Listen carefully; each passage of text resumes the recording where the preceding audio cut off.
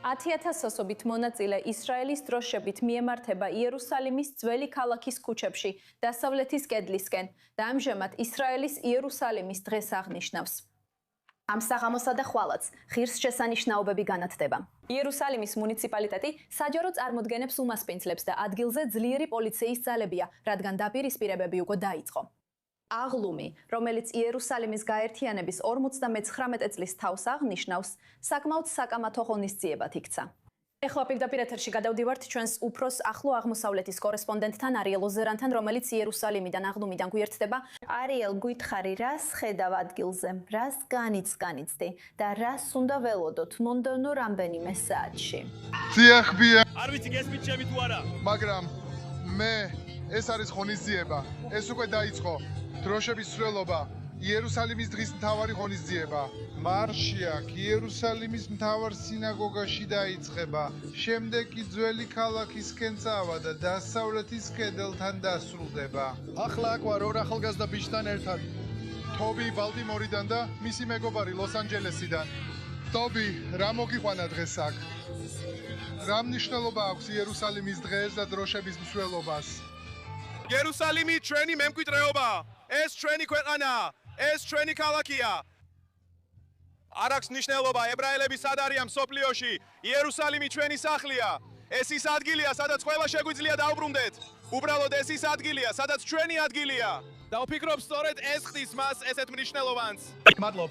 ეხლა თუ ბრაიანი, ანუ ვუყურებთ აქ მყოფ ხალხს. ძირითადად ხედავთ ეროვნულ რელიგიურ ადამიანებს.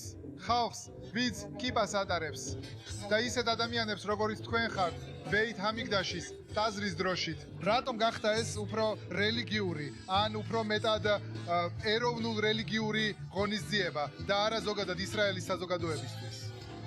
ამ დღესასწაულის, იომ იერუშალაიმის აღნიშვნის ერთ-ერთი მთავარი მიზეზი ისაა, რომ ებრძდიან ომში ჩვენი ჯარისკაცები, ჩვენი ჯარები გვიცავდნენ. ყოველდღიურად მათ დაიბრუნეს ჩვენი წმინდა ადგილები და ახლა შეგვიძლია ჩვენი წმინდა ადგილებით ებრაული რწმენა ვიზეიმოთ. და ცხადია, ჩვენი შემდეგი ნაბიჯია ბეით ჰამიგდაში. აი ამიტომ გვაქვს ეს დროშები. ამიტომაა ეს თავარი რელიგიური დღესასწაული. კარგი?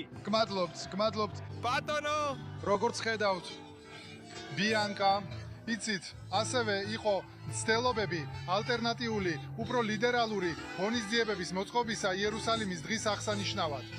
ეს ცდილობები წარმატებული არ ყოფილა. ბოლო წლებში ვხედავთ, რომ ეს ღონისძიება ძირითადად ეროვნულ რელიგიურ ხასიათს ატარებს. მაგრამ აქ ატმოსფერო ძალიან ცოცხალია. მოსალოდნელია, რომ ამ მარშში ბევრი ადამიანი მიიღებს მონაწილეობას, რათა იერუსალიმის გაერთიანების 59 წელი ეზეიმათ.